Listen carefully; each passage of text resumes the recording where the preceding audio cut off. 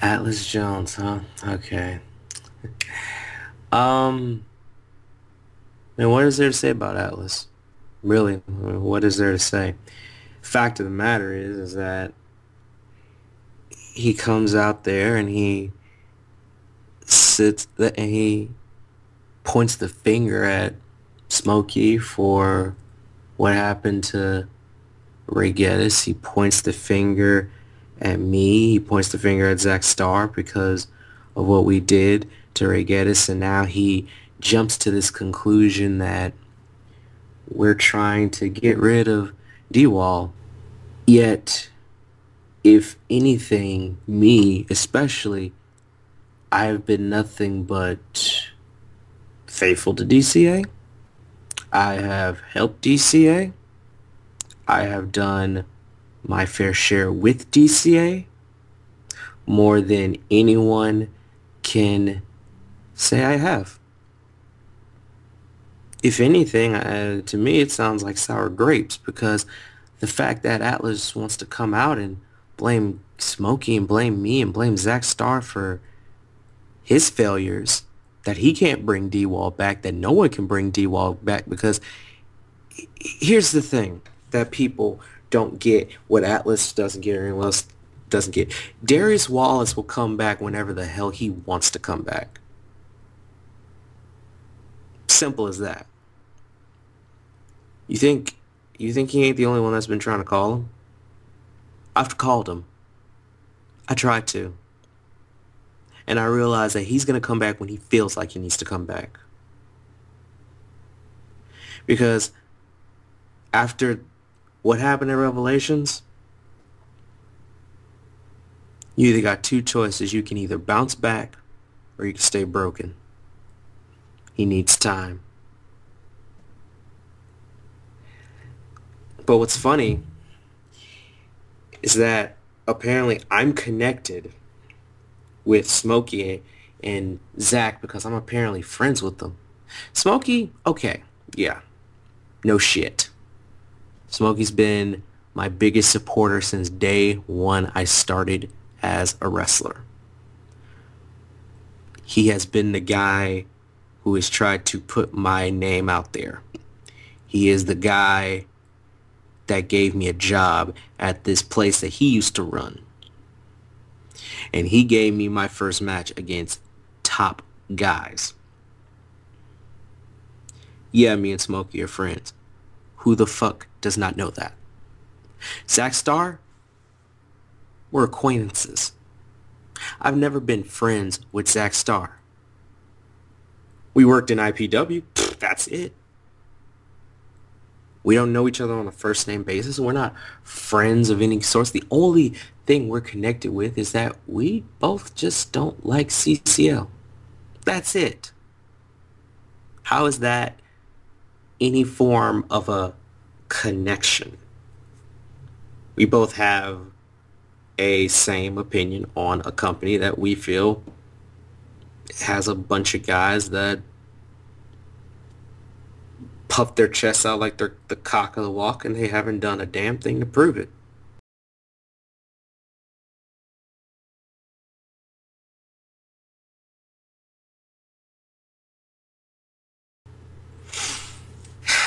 Right. I knew you were going to get to CCL. I knew you were going to get there. Okay. So here's the thing. Picture this for a minute. Picture a group of men who have way too much time and way too much money. Okay? They have way too much time, way too much money. So what they're going to do is that they're going to hire a bunch of guys. They're going to hire all these names that got a little bit of success, a little bit of notoriety. They're going to hire them and they're going to put buco millions of dollars on them just to come over and just sit in a circle and jerk off and say they're champions. Name me one guy in CCL who you can say is a legit champion? Because there's none. You might say, oh, well, Great D. No. I said before, greatness I know, champions I know, but I don't know him. D is not a champion as much as he wants to claim he is. D is still a rookie pretending to be greatness. And that's a damn shame because last I checked, D has had more experience in the ring than I have, but he still walks around here like a fucking greenhorn. And that is sad. Well, what about Ray Geddes? Oh, you mean the guy that had to spend his entire life mimicking Steve Austin just so he can get over? The same guy that's got to mimic Steve Austin in the way that he talks, in the mannerisms that he speaks. That ain't how it works.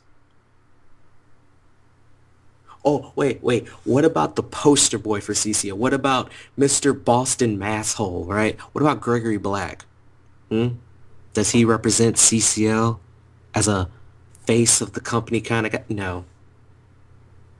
Gregory Black was a guy that couldn't cut it in DCO for WEDF, and he came to CCL because at least there he can be what he always wanted to be, a champion. Because he wasn't going to be in WEDF, that's for damn sure, because there were guys up there that were smart enough to know that he wasn't ready yet.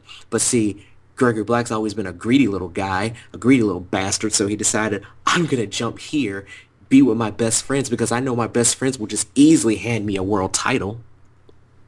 And that's pretty much the thing. That's CCL in a nutshell. It's a bunch of guys playing hot potato with belts just so they can claim and parade around and pretend that they're champions.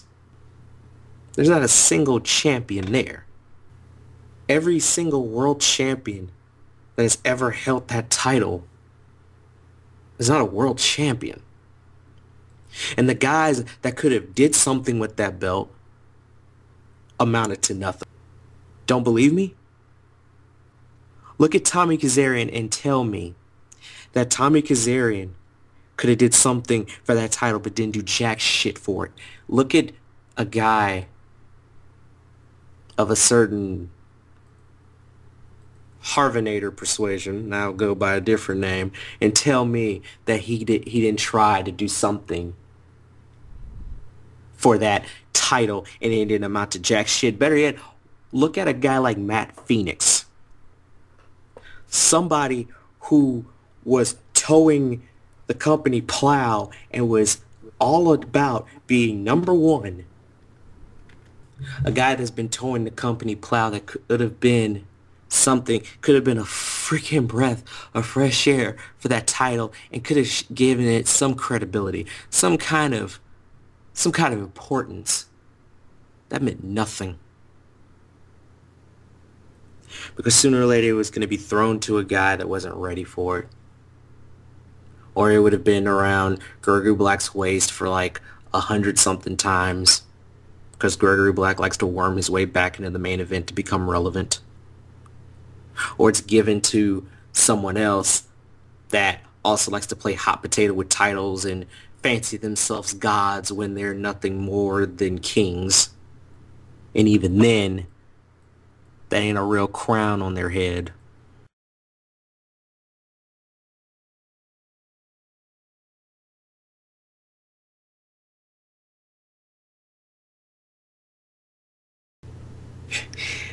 Like I said before about my connection between Zach and Smokey, there is no connection.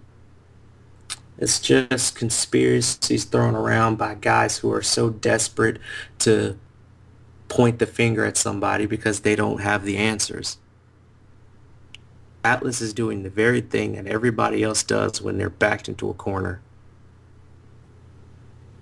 Instead of sitting there and admitting to his fuck-ups and his failures, he decides he's going to point the finger at the three guys that are just honest with themselves. The three guys who apparently are outsiders of DCA and that's pretty much what it is. Because we're outsiders, right? We're outsiders in this company, yet it's easy for them to bring in different talent from all over, but apparently it's a problem with me, Zach, and Smokey. I know why though, because we're the names. We are the names. We are on the marquee. We are everywhere. When you hear DCA, you don't think of Atlas Jones. You don't think of Jordan Oliver or Alexander Washington. You don't think of those guys. You think of Malik Brown, the man who was the longest reigning DCA World Heavyweight Champion. You think of guys like Smokey. You think of guys like Zach Starr. To me, it's sour grapes. To me, Atlas is just being something that I never thought he would be. To me, Atlas Jones is using me, Smokey, and Zach Starr as a crutch and a scapegoat for his own bullshit that's going on in his life right now. And he doesn't know what to do. But you know what? No. Let's not talk about that, right? Let's not talk about that. Let's talk about something else, because so the women's division of DCA, right? It's just this huge mess right now, because now, ever since D-Wall got those contractual obligations and he got contracts from different places, now you have all these women coming in, and half of them, if not majority of them, they just come in and they pretty much claim a spot already because bigger name, which doesn't help out for the actual women on DCA, because now the ones that have been working since the opening of DCA, now they get pushed to the wayside. And it's funny because now that, CCL is about to just die, which probably they're like many people just saying, thank God someone put old Yeller out to pasture. Now you got the women of CCL coming in, which obviously is no surprise, because they got to find work somewhere, because it ain't like no other place is going to take them. So now you got the women of CCL coming in, taking opportunities out of the hands of the women who have been here and who have worked and honed their skills to get to the top. Now, doesn't even mean much. What really are you going to do with a Cleopatra Sphinx? What is Cleopatra Sphinx's purpose here when she really got nothing much to bring? I mean, now the ones that have been working since the opening of DCA, now they get pushed to the wayside. They get pushed to the wayside by those who could just literally just walk in like that and claim a spot. Now, mind you, not all of them are like that. No, not all of them are like that. Taylor Starr, she at least has proven her spot and her worth at Wildcats. She's at least proven that. Alika and Delia the same way. They didn't have to, but they did. And honestly, they shocked me, because I figured they would just walk in and be like, I'm Alika Lynch, this is Delia, main event. No, they worked for it. And Pyra, she's been working for it, when Pyra doesn't even need to. She can literally just walk into a place and say, hi, I'm Pyra, instant money. But she's been proving her worth since she's been here. And that also goes for every woman from Fusion Pro and Wrestle Parade. They didn't have to, but they did. But there's others. There are other girls out there, girls that came from, oh, surprise, surprise, SCA. Like the Kid and Kaiser, who are basically given a spot without really working for it, because Envy wants to throw her power around and give people who are in her clique spots. Because now, oh, we got SCA. And why do we have SCA, you ask? Well, trust me, it ain't because we need them. No, no, no. If anything, SCA needs DCA. And speaking of other women who don't really earn their spots, tell me this. What was going on in Shazam Frida's mind when she decided to give Lexi and Bailey the tag titles? That was a shock to me. I didn't know that you could just be handed belts because you were handpicked. I mean, since day one, what have they really done? They haven't really proven their worth here. But they think they can get away because they used to be in Allure. But because they used to work in CCL. They think they could just come in and take spots from girls who have been working and busting their ass to get there. I mean, tell me, do you honestly believe that someone like Lacey Adams needs to be in sudden impact? After she has had countless insane matches with Morgan Raincroft when she was champion, where she's had matches with Danny Gibbons when they've both gone beyond what people were asking them to do. But Lacey is up there at sudden impact all because she has to work with a little cheerleader who only got picked because cheerleader and because she had money. Where have I heard that before? To be fair, every single competitor in CCL that comes here has a shit ton of things to prove. For every women's champion, every bombshell champion, whatever that damn division they call it in there, for every woman that is in CCL, they have a hell of a lot to prove. So when you think about it, it's shit like that that makes me not feel bad for Akira going off. Even though she's taking her aggression out the wrong thing. And Akira, somebody who I feel personally bad for because she is nothing more than playing the puppet to the puppeteer. And now she's going to have a match with Danny, and she thinks that she's going to go in there and she's going to be what Danny is, if not more. No. Even though she's been manipulated and fooled into thinking she's this unstoppable entity. Which, cool. Envy pulled something out of her, but she's not ready. If you're talking about somebody who was not ready for the position she's in, it's Akira. Akira is not ready. If anything, Envy has brainwashed this poor girl into believing that she is full on Joshi. She's not. I mean, the fact of the matter, she had to literally kill somebody just to become champion. And she has to kill everybody almost every night. She always has to hype herself up into that instinct when it should come naturally. It doesn't come naturally with her. Because she isn't that type of way. And she's not ready. She hasn't been tested.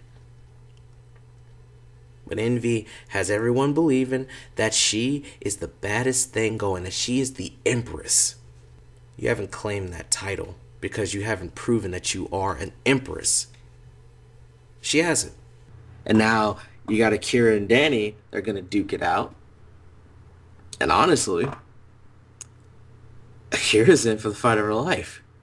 Because as much as Envy has faith in her Empress for ridiculous delusional reasons, which honestly I'm surprised Envy is even mentally clear to even run a show with all the mommy issues she got. She's putting faith in a girl who has tons of potential, but she hasn't been battle tested and she isn't battle ready. And she's going to get battle tested. She's going to see if she really is ready to be what she claims to be.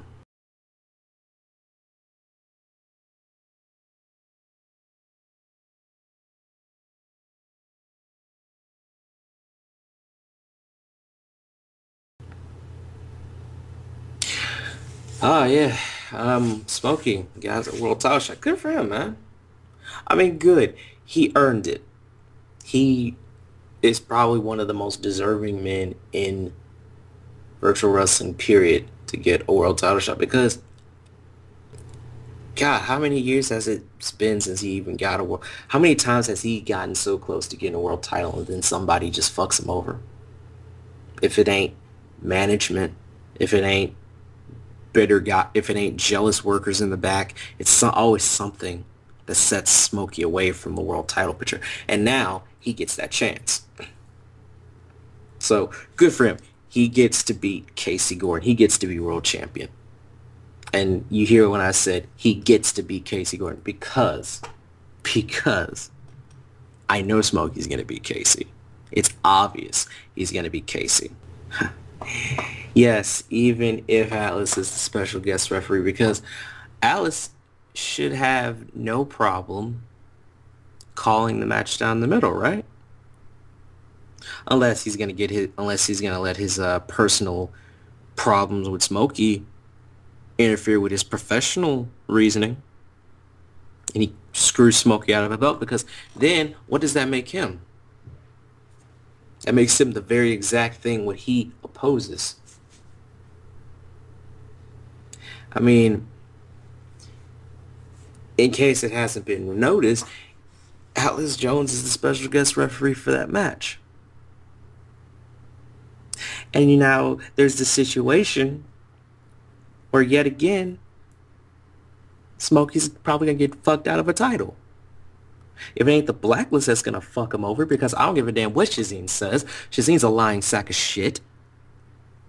I know, everybody knows what's going to happen. Shazine's going to have to pull out the big boys, going to have to pull out half the locker room just to protect Casey.